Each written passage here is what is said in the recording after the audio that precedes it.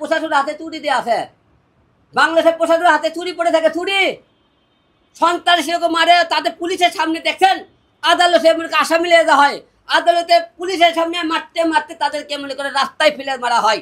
আমি সাক্ষী, আমি প্রমাণ। আদালত পুলিশের সামনে আমাদেরকে বস্তার মতো পিঠে পেটে পুলিশ চায় থাকে দেখে। আপনারা পুলিশের কথা বলেন, পুলিশ দিলে এত কিছু আইন দিলে হতো, তা পুলিশ তাদেরকে প্রকাশ্য পাওয়া মাত্র কিসের তারা তার জেলখানা ধরে দেয়। ওই আসামি প্রকাশ্য গুলি করে মারে না কেন?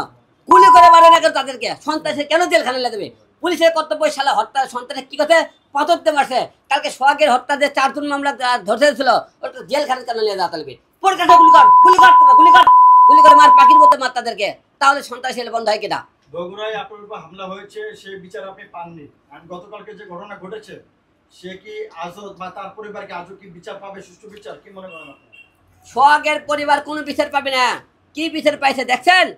সন্ত্রাসীকে কালকে যারা কুপিয়ে মেরেছে, পাথর দিয়ে মেরেছে, তাদেরকে কি করছে?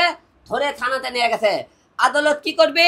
এই আদালত এই মনে করেন আপনাকে রায় দেওয়া হলো, সোহাগ হত্যাকারীদের সমস্ত সাক্ষী প্রমাণের ভিত্তিতে তাদেরকে মৃত্যুদণ্ড প্রদান করা হলো।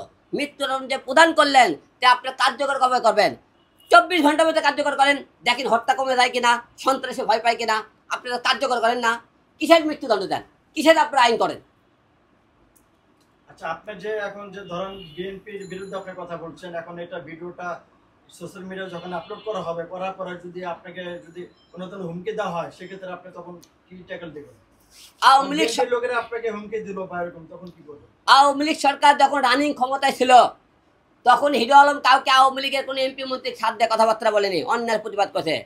বিএনপির বিরুদ্ধে কথাবার্তা বলতেছি, এদের বিএনপির বিরুদ্ধে খালি আমি না, বাংলাদেশের প্রতিটা জায়গায় আজকে যা সোহাগ হত্যার পেয়েছে বিএনপির বিরুদ্ধে কথাবার্তা বলছে। কি করবে? মানে ফেলে দেবে?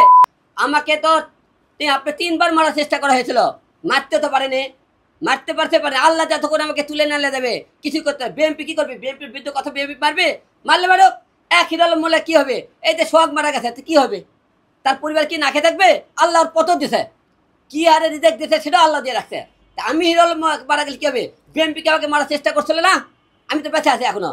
বিএনপি আপনি কথা বিএনপির বিরুদ্ধে কথা বিএনপি আমাকে হামলা করছে, বিএনপি তো হামলা করেছিল আমার উপর, আওয়ামী লীগ হামলা করেছে, বিএনপি হামলা করেছে, তো কি করছে? আবারও যদি হামলা করে করবি, কোনো সমস্যা নাই। আমি অন্যের বিরুদ্ধে তো কথা বলতে না। সোহাগ মারছে বিএনপি, আমাকে মারছে বিএনপি, আমি তো আমার মারার বিচার পাইলাম না। কই বিচার? বিএনপির লোকেরা তো বিচার করলো না।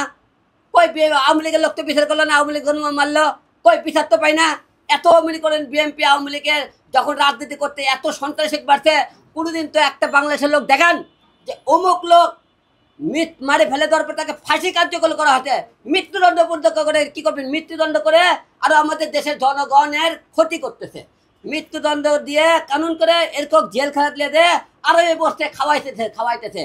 এর দ্বারা সন্ত্রাসী এমপি মন্ত্রী জেল খুব আরবে ঘুম করতে পারে, আরবে গোস্ত মাছ খাইতে পারে। আপনারা তো নিয়ে জেল খানা খাওয়াইতেছেন, নিয়ে দেয় এদেরকে ফাঁসিতে না ঝুলে খাওয়াইতেছেন।